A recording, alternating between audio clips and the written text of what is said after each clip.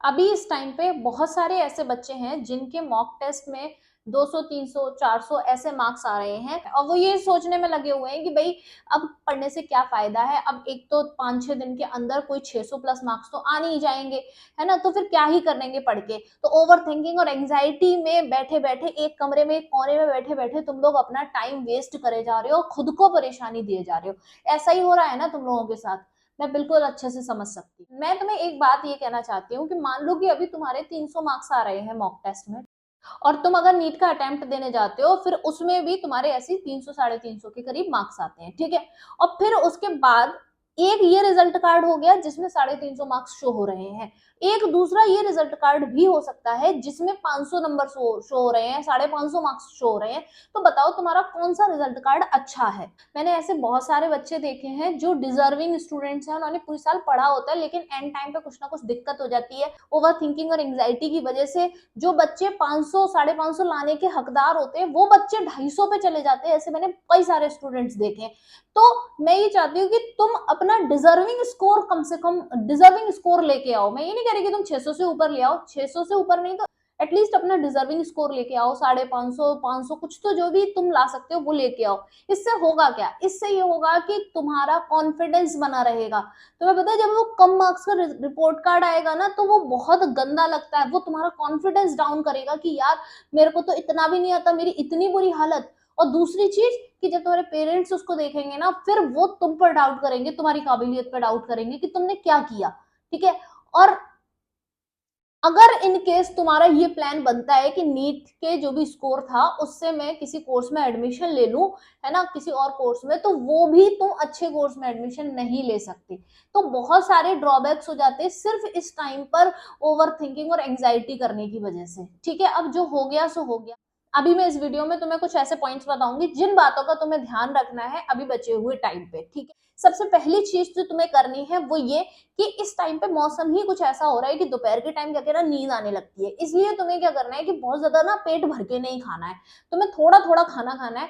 और ज्यादातर चीजें ऐसी खानी है जिनमें वाटर अमाउंट ज्यादा होता है, जैसे खीरे खाओ, तरबूज खाओ, ऑरेंजेस खा लो, ग्रेप्स खाओ, है ना। और पानी ज्यादा पियो, ग्लूकोज डाल के पानी पियो। इस तरीके की चीजें करो ताकि तुम्हारे बॉडी के अंदर वाटर का अमाउंट अच्छा रहे, ठीक है। दूसरी चीज तुम्हें क्या करनी है कि तुम्हें अब कोई भी नए मॉक टेस्ट नहीं लगाने हैं। बचा हुआ एक हफ्ता है, अब तुम्हें कोई भी नए मॉक टेस्ट नहीं लगाने।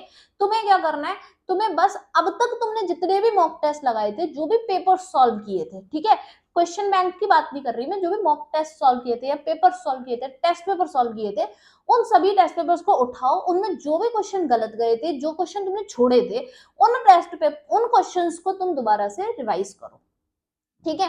क्योंकि वो तुम्हारी गलतियां थी, ताकि एटलीस्ट अगर उन पे बेस्ड ऐसा ही कुछ क्वेश्चन आ जाता है तो वो तो गलत ना हो, ठीक है। नंबर 3 जो तुम्हें करना है कि जो भी तुम्हारे नोट्स हैं, ठीक है, फिजिक्स के, केमिस्ट्री के, बायोलॉजी के, कुछ बच्चे हैं जिनका बायोलॉजी अच्छा है, फिजिक्स केमिस्ट्री अच्छा नहीं है, तो जो भी पार्ट अच्छा है तुम्हारा, जो भी तुम्हारे नोट्स तैयार हैं उन नोट्स को रिवाइज करो। फिजिक्स में हो तो सारे फॉर्मूले जितने चैप्टर पढ़ रखे हैं उनके एटलीस्ट सारे फॉर्मूले और सारे कॉन्सेप्ट याद कर लो, बिल्कुल रट लो।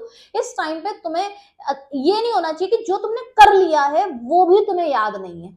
तुम इस टाइम पे ये कोशिश करो जो तुमने कर लिया है, जो तुम चैप्टर पढ़ चुके हो, जिनके नोट्स तैयार हैं, वो तुम्हें एटलीस्ट एग्जाम के दिन याद रहें। और वो याद जब रहेंगे जब तुम उनका रिविजन करोगे, ठीक है। तो फिजिक्स केमिस्ट्री में क्या कर रहे हैं, अपने नोट्स का रिवीजन करना है। फॉर्मूले जो है वो एक बार उनको लिख लिख के जरूर देख लेना है, ठीक है। कैसे रिवीजन करना है कि जस्ट रिकॉल करा करो, कोई भी चैप्टर है उसको रिकॉल करो कि हाँ अच्छा इलेक्ट्रोस्टैटिक्स वाला चैप्टर है तो इसमें कितने कितने कितने फॉर्मूले आते हैं, वो सारे एक बार में लिख लिए, देख लिए एक बार कि हाँ ये सारे फॉर्मूले हैं। तो फिजिक्स में फॉर्मूले बहुत ज्यादा इंपॉर्टेंट है। उसके बाद जो भी तुम्हारे अगर तुमने शॉर्ट नोट्स बनाए हैं तो उनको रिवाइज करो। बायोलॉजी की बात करें तो बायोलॉजी का रिवीजन में इस टाइम पे ऑब्वियसली अब तुम्हें, मैं ये नहीं कह रही कि तुम्हें क्वेश्चन प्रैक्टिस करनी है, क्वेश्चन प्रैक्टिस नहीं करनी है। अब तुमने क्या करना है, एनसीईआरटी रीड करनी है। और एनसीईआरटी में तुम्हें पीछे से चैप्टर को रीड करना है। कैसे कि कोई भी चैप्टर उठाओगे तो उसके फर्स्ट लाइन से रीड मत करना, पीछे से रीड करना। उससे क्या होता है कि पीछे वाला जो भी चैप्टर का कंटेंट होता है वो ज्यादातर हम स्किप कर देते हैं, है ना। हम चैप्टर के एंड तक पहुंचते पहुंचते हमारी इतनी एनर्जी ही नहीं बचती, इसलिए हमें पीछे से पढ़ना है क्योंकि वो पार्ट हमेशा वीक रह जाता है। तो पीछे से रीड करो।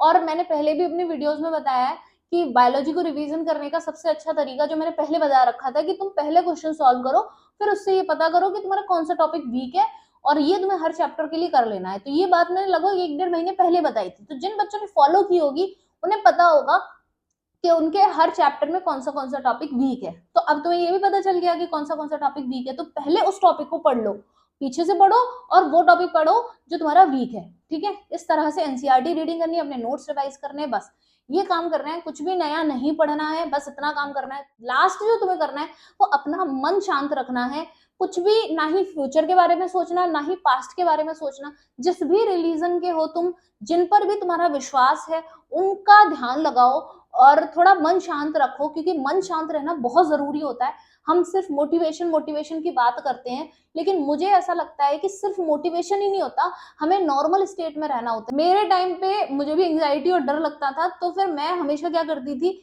कि कुछ भगवान के गाने थे, मैंने उनको याद ही, मतलब मैं क्या करती थी, जैसे ही मेरे को बहुत ज्यादा एंग्जाइटी होने लगती थी तो मैं उन गानों को गुनगुनाने लगती थी, उन गानों में ही मतलब बिल्कुल अपने दिमाग को ले जाती थी, जिससे क्या होता था, मेरा मन शांत हो जाता था। क्योंकि स्टेट ऐसी होती है जिसमें ना ही आपको मोटिवेट होने का मन नहीं कर रहा होता है, आपको पता है सब कुछ, आपको अपने पेरेंट्स के लिए करना है, आपको सब कुछ पता है, लेकिन आपका मोटिवेट होने का मन नहीं कर रहा होता, घबराहट हो रही होती है, एंजाइटी हो रही होती है। उस टाइम हमें मोटिवेशन नहीं चाहिए होता, हमें शांति चाहिए होती है, और शांति आपको इस तरह से ही मिलती है। मेरा ये तरीका था, तुम भी ट्राई कर सकते हो। ठीक है, इन सभी बातों का ध्यान रखना, स्टे काम, जो पॉइंट्स बताए हैं उनको करते जाओ, बिल्कुल रिलैक्स रहो, बिल्कुल टेंशन मत लो, जो होगा अच्छा होगा। ठीक है, ऑल द बेस्ट।